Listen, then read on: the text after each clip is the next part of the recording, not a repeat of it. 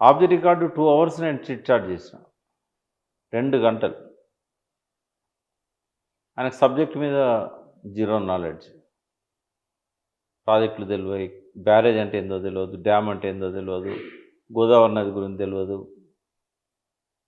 ఇంత జటిలమైన సమస్య మీద ఈయన ఎట్లా విచారణ చేస్తాడని చెప్పి నేను అమాయకునిలాగా ఒక 60-70 రిపోర్ట్లు, బుక్సు నా లైబ్రరీలో కూడా నాకు లేకున్నా ఆయనకి ఇచ్చిన. ఎందుకంటే ఆయన అర్థం చేసుకుంటాడు.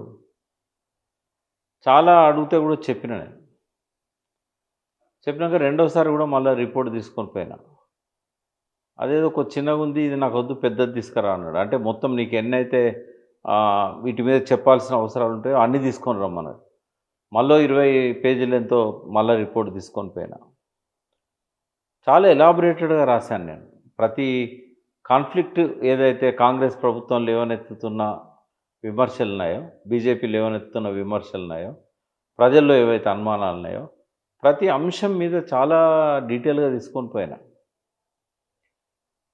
ఆయన ఎంత ఇన్హ్యూమన్గా ఈ రిపోర్ట్ చూస్తే నా పేరు లేదు, నేను రాసిన రిపోర్టు లేదు. నాదే కాదు, నేను చాలామంది ఇంజనీర్లతో మాట్లాడినాను రిపోర్ట్ వచ్చినాక. ఎవరెవరి పేర్లు అవుతున్నాయో అందరితో మాట్లాడినా.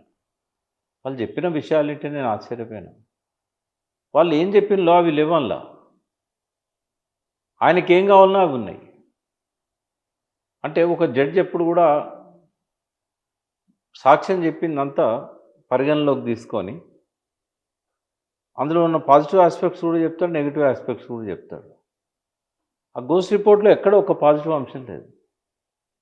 అంటే డిస్కవరీ ఛానల్ లాంటి ప్రపంచం మొత్తంలో ఒక గొప్ప ప్రాజెక్టును కట్టిందని చెప్పి అన్ని భాషలల్లో ట్రాన్స్లేట్ చేసుకొని ప్రసారం చేసినాయి.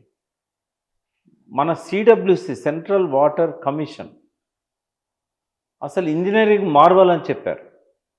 రోడ్స్ అండ్ బిల్డింగ్ మంత్రి కొంతకాలం పాటు గడ్కరీ ఇరిగేషన్ మినిస్టర్ ఉన్నాడు. ఆయన వచ్చి కాళేశ్వరం మహా అద్భుతం అని చెప్పాడు. గజేంద్ర సింగ్ షెకావత్ సాక్షాత్తు నీటిపారుదల శాఖ మంత్రి, అందులో ₹1 అవినీతి జరగలేదని చెప్పాడు ఉత్తమ్ కుమార్ రెడ్డి వేసిన ప్రశ్నకు. అప్పుడు ఆ నల్గొండ ఎంపీగా, పిసిసి ప్రెసిడెంట్ ఆయన. కాళేశ్వరంలో అవినీతి జరిగిందా అంటే లేదని చెప్పాడు.